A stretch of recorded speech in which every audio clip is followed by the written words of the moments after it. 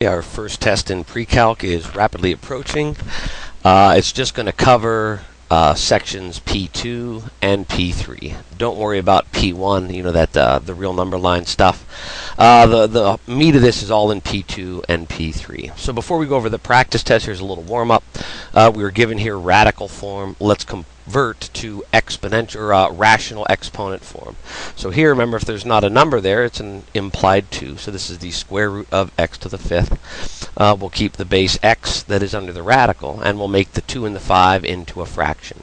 Remember, the numerator of that fraction is here under the radical, and the denominator is our index. So that's x to the 5 halves. Now here we have the third root of x to the 9th. I guess there's two ways we could approach this. We could make a rational exponent like we did here, x, and then our 9 would be the numerator, and our 3 would be the denominator. And here we can divide. 9 divided by 3 is a nice even 3, x to the third power. Or we could have simplified that. You know, here underneath the radical, that's a third root. So we want things to the third power. Well, 3 times what is 9? Well, that'd be the third power. So we just rewrote what we have under the radical, and now we see the third root and the third power will cancel, and out pops the x to the third power. Alright, on to the practice test, P2 and P3 only. The first couple questions are going to be about simplifying. And let's watch our negatives on this first one. Negative z to the third. Well, if we have a negative to an odd power, our answer is going to be a negative also. Or you could write it out. Negative z times negative z times negative z. That's negative z quantity to the third. Negative times negative is positive times another one is negative. So that's going to be a negative z to the third. And we're going to multiply that by 3z to the fourth. So our only coefficient is 3. That's going to stay. And then we have z to the third and z to the fourth. That is z to the 7th. And this negative sign will come along and make our 3, or the entire term, negative. Negative 3z to the 7th power. In number 2 here we have a rational expression. X to the 5th up top, x to the 3rd in the bottom, and we do have this coefficient. So, you know, there is an implied 1 down here. 3 divided by 1 is 3. And then we're dividing like bases, so our base will remain an x. And then we do numerator exponent minus denominator exponent. 5 minus 3 is 2. 3x squared. And we have simplified it as much as possible. So now rewrite each expression with positive exponents only and simplify. So there's a couple ways we could attack number 3 here. The first one would be to, you know, we have a rational expression all raised to this exponent, so we're going to distribute that exponent to each variable and number in the parentheses. So in the numerator here, we're going to have x. Negative 3 times negative 3 is positive 9. Y to the 4 times negative 3 is negative 12. And then this will jump down here also, 5 to the negative third power. Now we want to get rid of negative exponents. So the only exponent that's positive right now is the x to the 9th. That's going to stay in the numerator.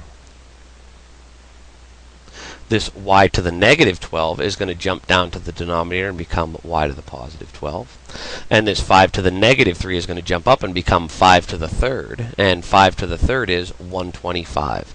So actually I'll put that here before the variable x to the 9th. 125 x to the 9th divided by y to the 12th.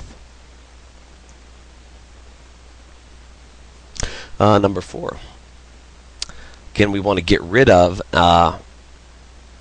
negative exponents and then simplify. Well, let's go ahead. I said there's another way here we could have done number 3 right off the bat. You know, I gave you a little trick in class. If your exponent's negative, just flip your fraction over.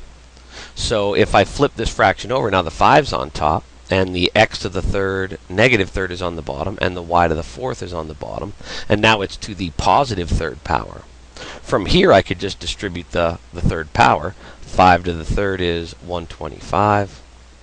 This third will jump down here, and this will be x to the negative 9th in the denominator. Move it up and make it x to the positive 9th. And the 3 will come down here. Y to the 4th to the 3rd is y to the 12th. And there's the exact same answer we got the other way. So two different routes to get to the same correct answer. All right, now number 4. And it says get rid of negative exponents, then simplify. I guess there's two ways we could do this one also. First, let's ignore the negative exponent for now and just simplify. 4 times 8 would be 32. Our base is y to the negative 2 and y to the positive 4. So we could write that as y to the end, and we add the exponents y squared, 32y squared. Or if right off the bat, if that next negative exponent was bugging you, we could move that to the denominator right away. Remember, 4 has its own exponent, 4 to the first, so that stays up top. Y to the negative 2 moves to the denominator and becomes y squared. And we're multiplying that by 8y to the fourth power. And we multiply straight across and get 32y to the fourth, and multiply across the bottom and get y squared. And here we have y divided by y. And here's where we subtract exponents. Divide the like bases, subtract the exponents. So we'll keep the 32, y to the fourth over y squared. We subtract 4 minus 2 is 2y squared. Exact same answer, just a little slightly different way to get there. Number 5, scientific notation. Write this number in scientific notation. So here are our commas. Our decimal is right here. We're talking about the land area of the Earth, 57,300,000 square miles. Our decimal is here. We want it to be between our first two numbers, between the 5 and the 7. So we're going to have our scientific notation number, 5.73 times 10 to some power. And I like to think this is a very, very big number, 57 million. That means our exponent will be positive. If, on the other hand, it was a decimal point, a bunch of zeros in there, and then a 573, we'd want the decimal in the same spot, but this is a tiny, tiny number, so our exponent would be negative. So this exponent for sure is going to be a positive, and how many places did we move the decimal? 3, 6, 7, 10 to the 7th power.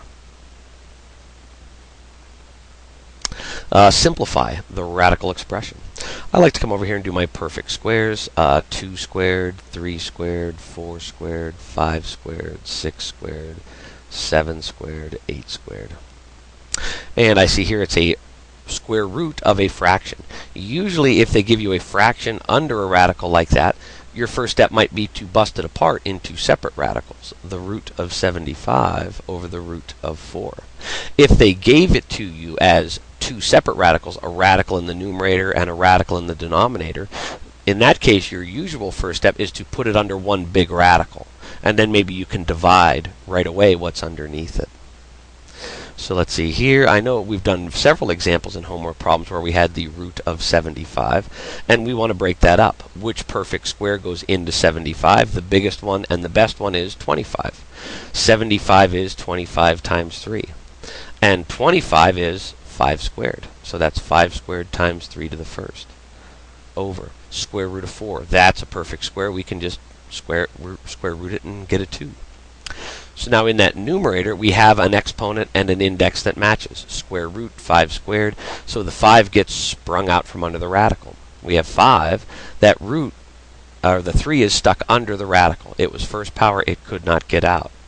All over 2. 5 halves, square root of 3.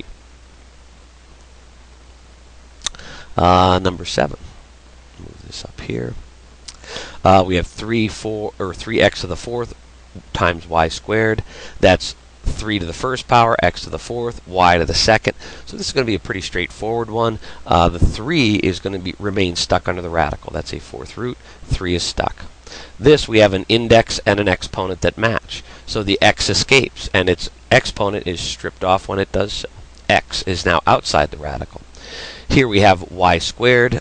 We cannot get that out. You know, we have a fourth root. That's a second power. It's stuck. X times the fourth root of 3y squared.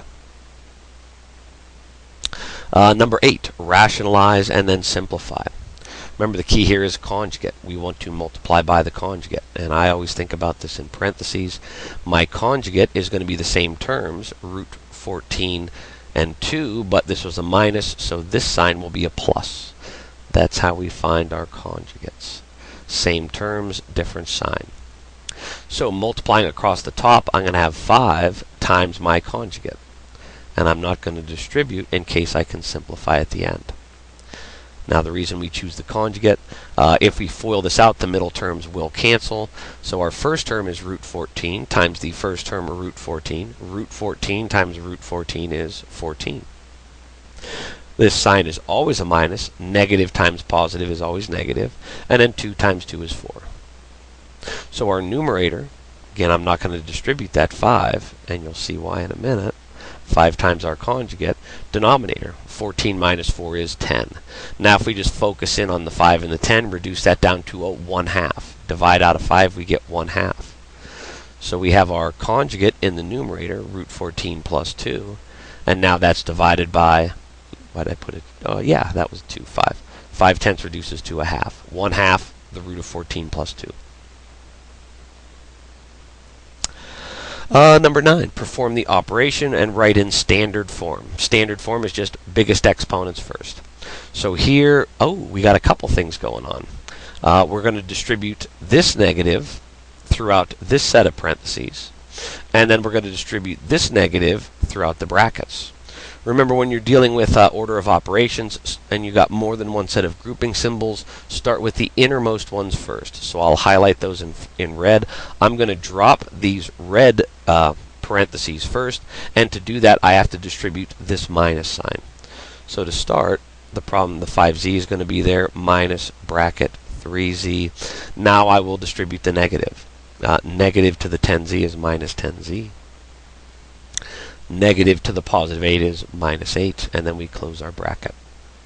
Now I want to get rid of the last remaining grouping symbols, the brackets. So I'm going to distribute this negative, and we're going to have 5z minus 3z. Negative to negative is positive 10z.